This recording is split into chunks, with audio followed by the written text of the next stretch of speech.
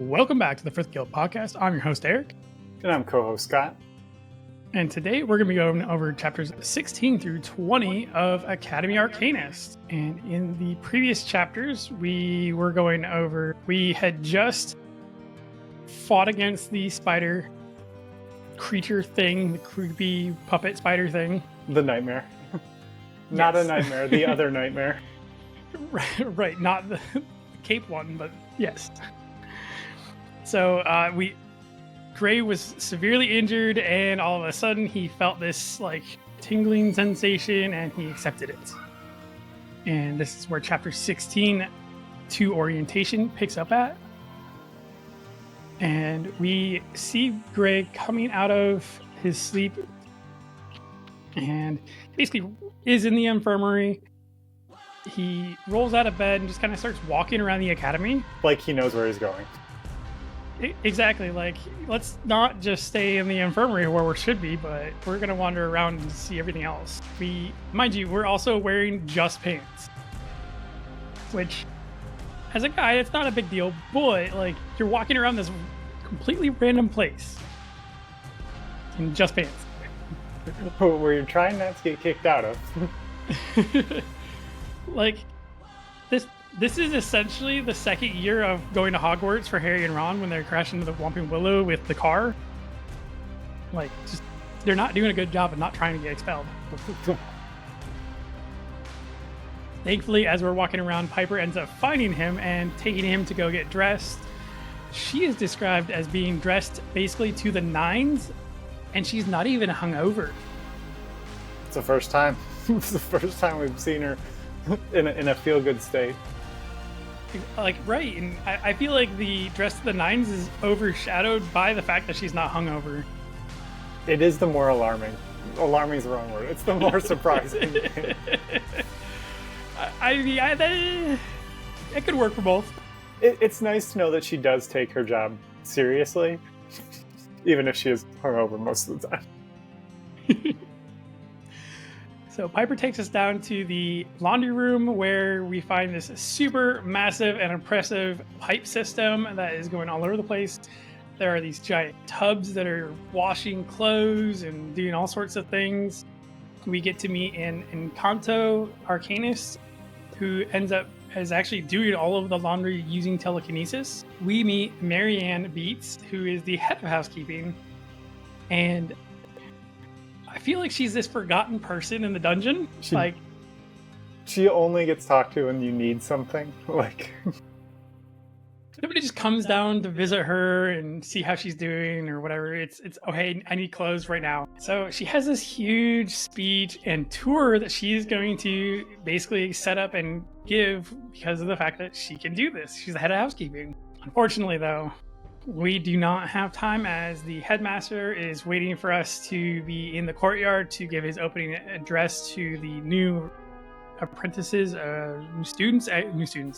As Volk is talking to Marianne, Piper's running around. She gets him clothes, she gets him dressed, and she's like, okay, we gotta deuce out. Bye-bye. We teleport all the way up to the courtyard, and one of the first things that Gray notices is there is a globe of Vardin in one corner, and these are fairly large statues that we're seeing, by the way. We have a globe, we have an arcane star, we have a clock, and we have an upside down gate, one in each corner of the courtyard. And every other student that is the first year here is in this courtyard along with their parents or their whoever. And I keep wanting to say Volk. Oh my gosh. I know. I've almost said it 3 times already. Finally, Gray is able to spot Sorin, who he was very concerned about not having bonded and kind of that, what do I do if he didn't? And he has, in fact, bonded as well. Chapter 17 is Headmaster Venrover. So one of the things before we dive into this chapter, because it does make this chapter very interesting, is the order of release of books. So we went through the series, we completed the Frith Chronicles, and then we started with Academy Arcanist. But that's not the order that they actually came out. So the last book in the Frith Chronicles, Grandmaster Arcanist, actually came out after Academy Arcane. So there's certain little oddities of kind of what's mentioned, what's not mentioned, because at the time of them coming out, you didn't want to spoil what had happened in the upcoming book. So one of those things where it's not obvious, but certain descriptions are just kind of odd because you don't want to spoil anything, which props to Shammy for writing a book out of order and still not giving anything away. I can only imagine her having several outlines set up so that way she knows exactly what details can and cannot be explained, and like a file listed so that way she knows exactly what can and cannot be said. So this is where we first meet Headmaster Venrover. And this is one of the odd things. He's always referred to as Headmaster Venrover. We don't actually know his first name, but we do know that he's a Sphinx arcanist, and we do know the Venrover family from the Frith Chronicles. There are 27 arcanists in Gray's class, and many of the families there, we find out, don't actually like this idea of mixing in the islanders who got their Eldrin from the menagerie versus those who, I'm going to say, were birthright given them or came about them through their status. But essentially there's this divide between those who have and those who don't. Piper does take Gray, not Volk, takes Gray to the headmaster's room, and the first thing Gray notices is that it's very cold in the room. He also notices that the headmaster has lines underneath his arcanist mark, so another kind of play on things. Piper does say that she killed whoever was in the menagerie, and as they're having this discussion, there's a cyclops arcanist that bursts in. He asks about the attack, essentially being concerned about the students being safe there and kind of how this happened, how did they get in. As this is going on, Twain feels this other magic in the room that's not related to the cyclops, not related to the sphinx, it's not related to the rizzle. And suddenly a man grabs the cyclops arcanist grabs the headmaster, and a man appears out of invisibility to separate the two. Now let's start with this saying that the Cyclops Arcanist probably doesn't give two shits about anybody else except for his son. Like, let's be realistic. He is Draco Malfoy's father in all intents and purposes.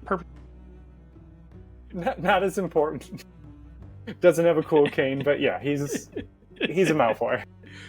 Yes.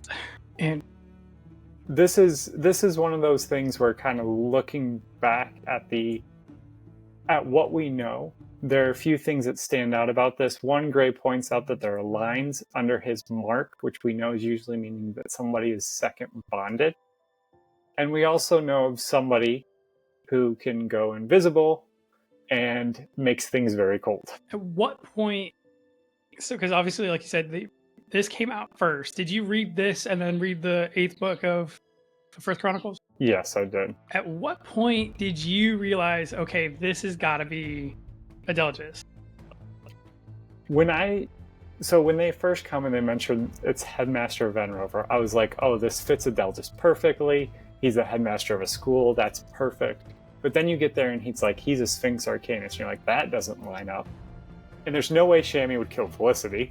So that definitely doesn't line up. So I actually assumed, I was like, is this supposed to be like Adelgis' son or somebody else that's part of that line? Because that would make more sense.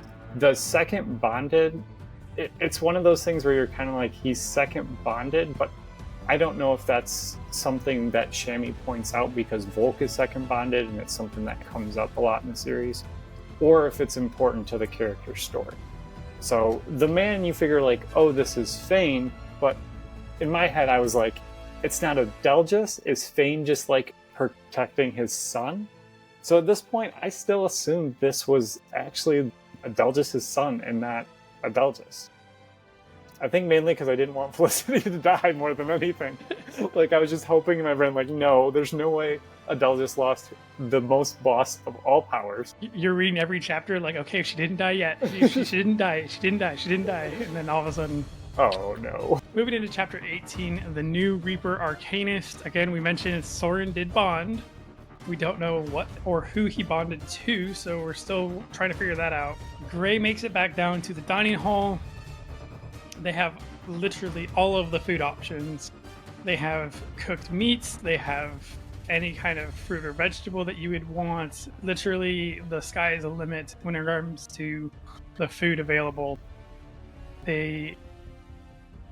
Now, just because Twain is this cute little adorable kitten, he is just as excited for the food as what I imagine Gray is, having not really eaten anything in the last few days. We still have not found Sorin, so essentially what we're going to do is sit down, get ourselves a plate of food, and start chowing down. And Gray kind of realizes that he probably should have grabbed a second plate for Twain, so that way Twain could just eat his own food versus eating off his plate. But hey, we live and learn, figuring out things as we go, right? So Twain's pretty small. He needs like a little saucer. Right. Like, I mean, I imagine he could probably put food down, but...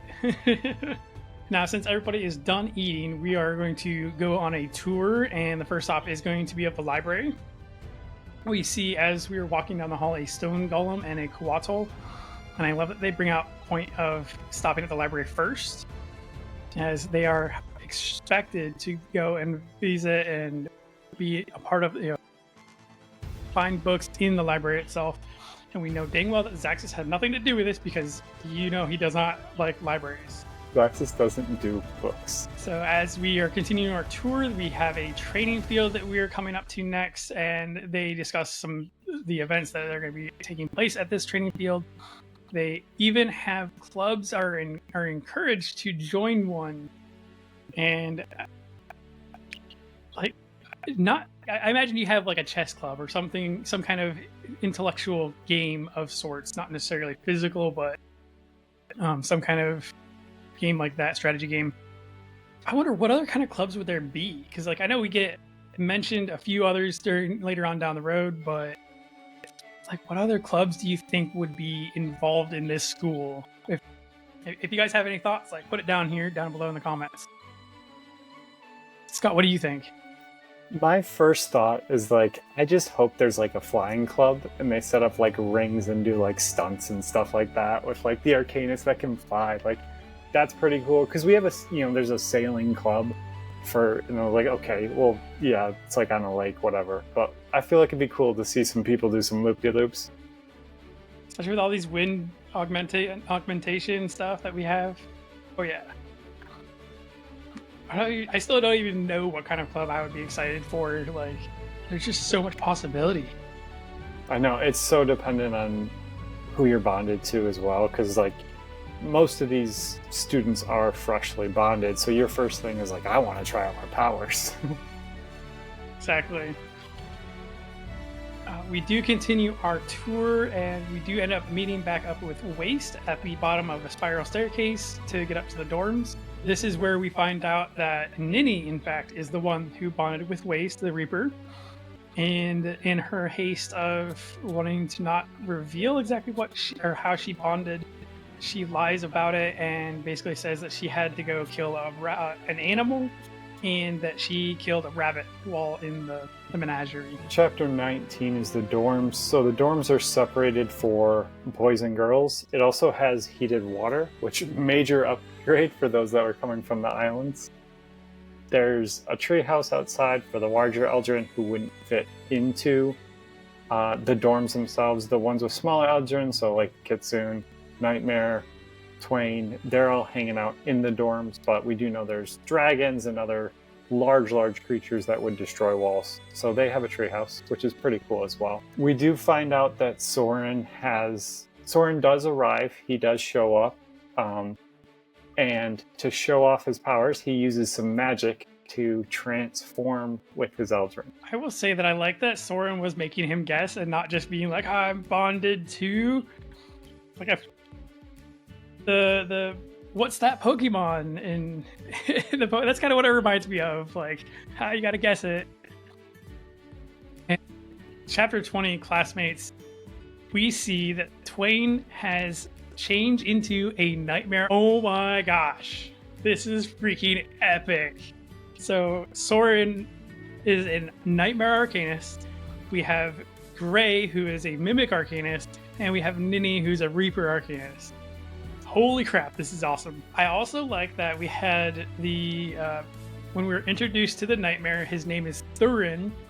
And I don't remember specifically if they make a mention of Hydra's Gorge, but this is essentially where we see or have met Sorin, and this is back in book 7, I think. So this was so we knew that he existed, and Sorin and Sorin happened to be like the perfect pairing, not only because Sorin's a Knightmare and is all about justice, but Sorin is a philosophy knight, and whatever that means. Self-imposed title. And if I know, have you listened to the audiobooks for these? I have not. The audiobooks, and I know Shammy's made a comment about the different voices of the different voice actors and the voices that they use are different from First Chronicles series versus the Academy series. Sorin is given this Scottish accent. It is so great. That's so amazing. Like, it is perfect listening to Sorin talk through the audiobook. And again, that's how I listened to it first. So we are now, having met with Sorin and Sorin. We also have Novak come into the room. And guess who Novak happened to bonded with? Sad face, he bonded with Starling of all creatures. But like, again, they're a pair. They fit together. Novak's this pompous asshole, and Starling's a pompous asshole, so it works. And honestly, if Novak ever decided to grow his hair out, the both of them would have a horse's ass behind him. We also get to meet our next roommate, Raza, and he is actually the one that bonded to Miko, the kitsune. When we meet Miko inside of the dorm, Sorin is actually very upfront about not really caring for Miko, so I really wonder kind of what happened in the menagerie to have caused this. Because again, Sorin seems like just a nice guy. I don't see why they couldn't get along. But again, I guess there's some bad blood there, so we'll have to keep reading to see if anything gets introduced. But with that ends chapter 20. Now, with, again, new series, we can get into more of the bestiaries. We have a couple of different ones we can talk about today. All right, so we are going to go over the Sphinx today. I will discuss the male Sphinx, and then Scott's going to talk about the female Sphinx. The male Sphinx is a creature with the body of a lion, the head of a man, and the wings of a golden eagle. And unlike the female Sphinx, male Sphinxes only have the 2 human eyes, and they do not have that third eye over their forehead. The male Sphinxes are nearly twice the size of the female Sphinxes. With their trial of worth, one must demonstrate their nobility and bravery, and this is typically done by walking through a gauntlet of traps set by the Sphinx ahead of time. The male Sphinxes refuse to bond with anyone who previously bonded with any other Chrysaor creature.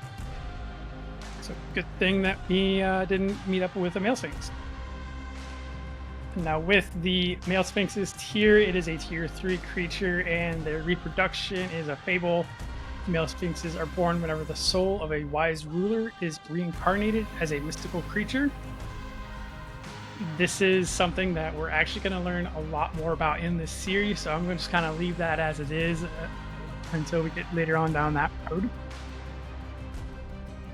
With their evocation, they're able to evocate sand, and that basically, I don't know if everybody's ever seen the King of the Hill, Dale, pocket sand.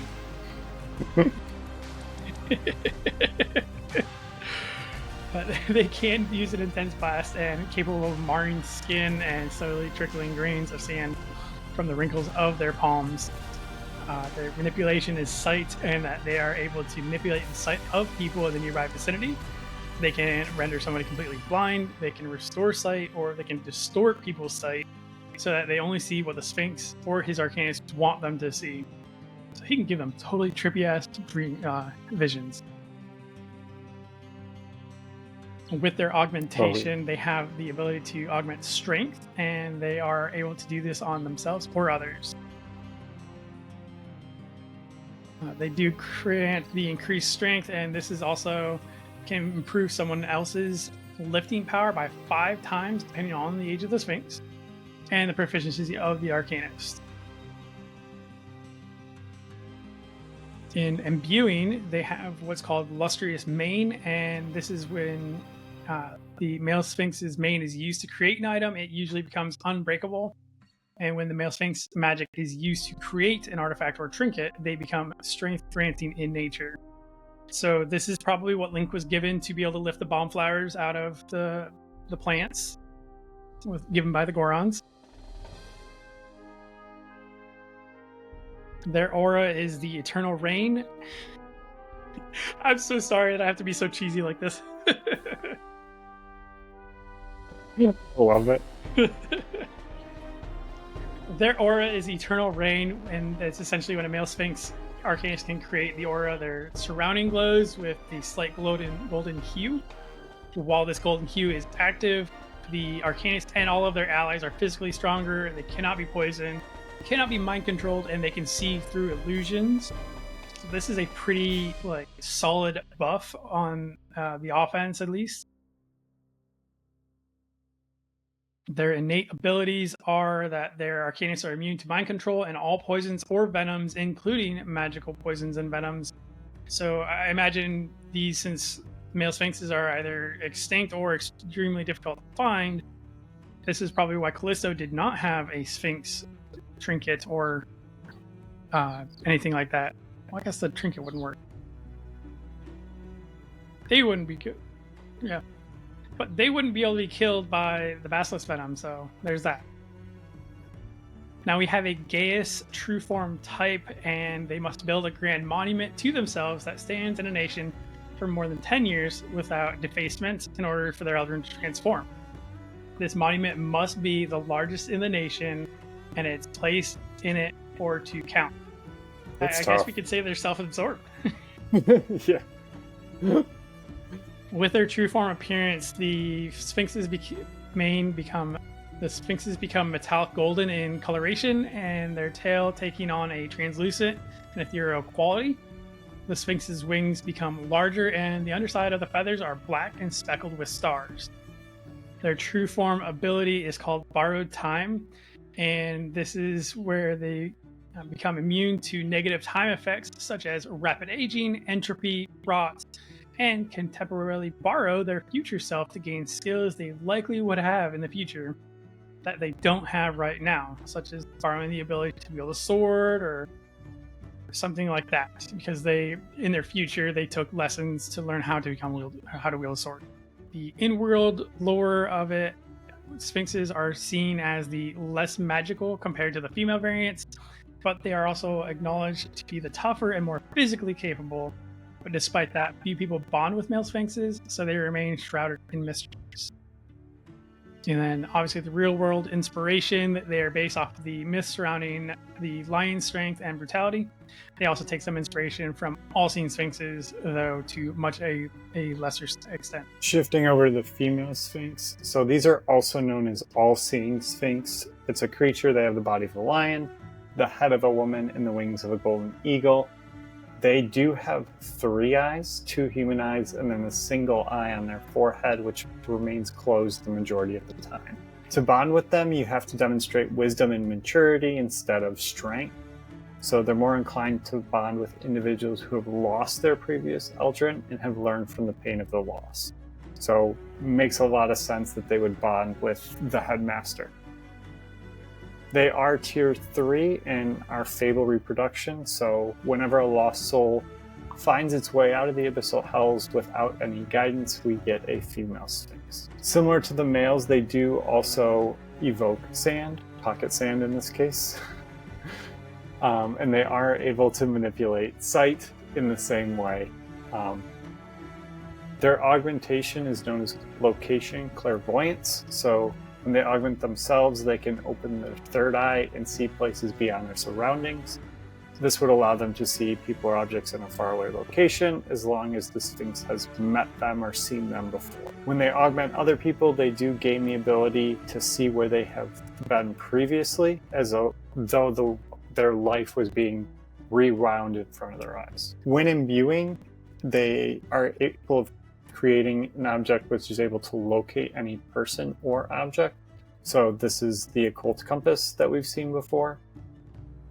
These trinkets become more in tune with the future and can warn wielders of negative effects that are about to happen. Their aura is time's theater, so when they create an aura, their surroundings gain a slight golden hue. The golden hue shifts everything around to show an event that's likely to happen in the future, and this event plays out like it is a stage production. This lasts 15 minutes and only shows the most likely event, and only the event the arcanist is actually thinking about while manifesting the aura. So this does not necessarily mean that that event is going to happen, but it does show the most likely route of action. Their innate ability is that they are immune to mind control, poisons, and venoms. Their true form is a virtue, so they have to embody the ideas of a pedagogue in order for their elder to transform. So this involves encompassing the belief that knowledge should be free and open, and that one's greatest achievement comes from passing on skills to a new generation. With their true form, they become a metallic golden, their wings become translucent and ethereal, their third eye becomes open and glowing, and their tail is adorned with several jewel-encrusted rings. They also gain the ability Unravel, so they are immune to negative time effects, and can touch non-magical people or objects and instantly reduce them to dust. So they can decay dust people. Whoa. Yeah, that's pretty OP. In world, they were hunted to extinction because of the third eye, so it's commonly used in trinkets and artifacts to mildly produce the future. They were known as being all-seeing due to their clairvoyance, along with the time theater aura. Thankfully, with the Soulforge, we did get a few sphinxes returning to the world, and they are seen as very powerful creatures of fortune. The all-seeing sphinx is taken from Egyptian myth surrounding the sphinx statue, and the sphinx are typically seen to be wise and all-knowing with the ability to see into the future, so this translated into the all-seeing sphinx of the Frith Chronicles. Like, dang. We don't get a lot of insight into them so far, but they have some cool powers. They do, and as much as we hated the Soulforge and much as we hated how things occurred in order for the creatures to become back to life, it seems like it's a fairly solid... I'm not saying that Thesan was right. Starting with that. What he did had some cool side effects. Yes. But with that, we will end this week's episode. Next week, we're going to get into chapters 20 through 20, or 21 through 25. And other than that, Scott, do you have anything else you'd like to add today? No, halfway through the first book. Crazy. Oh my gosh. All right, we'll catch you guys next week then. I hadn't read through the Decay Dust, or didn't realize it when I first read through the bestiary. That's crazy. That is really OP, what they can do. Yeah, it's very Bone Dragon, where they can just be you have no bones. Only this is works on things without bones as well. Just but has to be non-magical, so not really wouldn't have been good in the Colosseum, but still pretty fun and just you're dust. It reminds me of the Mummy. Yes, it does have that vibe. All right, well, we'll catch you next week then, okay? Do you need to... It's still recording, so I'm assuming it says recording on my end? It just won't stop. No. What the heck? This is going to be hilarious when I go back to edit this later. Why was this random 5-minute gap at the end of it? I don't know how to stop. I mean, it's 99% uploaded, so it feels like if we exit, it should keep it, but I don't... trust that. It's not even letting me like click on any of the buttons below. Oh, change your camera. Oh, shoot. Oh, I mean, I turned it off. Turn the app off. I'm just gonna close out of this and we'll see how this goes. Hope for the best. Yep. All right. Sounds good. See ya. See ya.